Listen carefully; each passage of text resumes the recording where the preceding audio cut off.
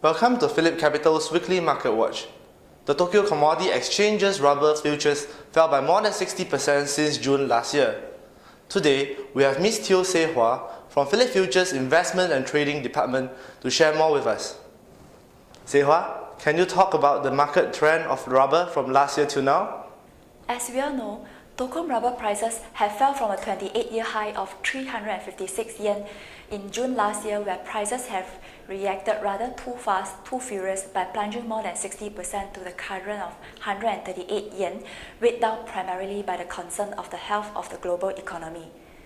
According to the International Rubber Study Group, global rubber demand will fall to 6.4% in 2009 versus the previous forecast of 5% drop as economic conditions worsen. Global natural rubber consumption growth fell from 6% to 1%, while the synthetic rubber consumption growth fell even more abruptly from 6% to 0.4%. The global demand for vehicle sales continued to fall at an accelerating rate, with all regions exhibiting negative growth trend, which forced manufacturers to accelerate production cuts, leading to a fall in demand for commodity to make tires. Another key fundamental factor that causes natural rubber prices to plunge is the peak production season by the major producer country, namely Thailand, Indonesia and Malaysia, which supply 70% of the natural rubber to the world.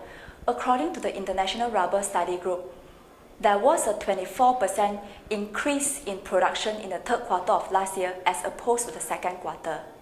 Apart from the demand and supply factors that you mentioned earlier, what other factors are weighing on rubber prices? Another key factor that causes natural rubber prices to plunge is the currency market. Tokyo rubber futures often move in the opposite directions to the Japanese yen.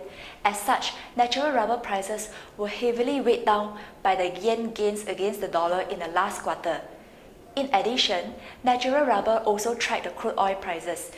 A slump in crude oil prices reduced the cost of making synthetic rubber, and hence natural rubber prices will follow lower too. NYMEX crude oil prices fell from a record high of $147 a barrel in last year July to as low as $32 a barrel in December and January. This has also significantly brought down the natural rubber prices too. What is a short-term view on the Tokyo rubber prices? Bearish data from the world's largest consumer, China, show that the natural rubber imports fell 65% in January, even steeper than a 46% drop in December. However, Tokyo rubber prices has been stabilizing of late because market has largely factored in the weakening demand since the financial global crisis is deepening. As such, we believe that Tokyo rubber prices will trade within the region of 130 to 160 yen per kilogram in the short term. Thank you, Se-Hua, for your time. That's all for today. Stay tuned next week for more market updates.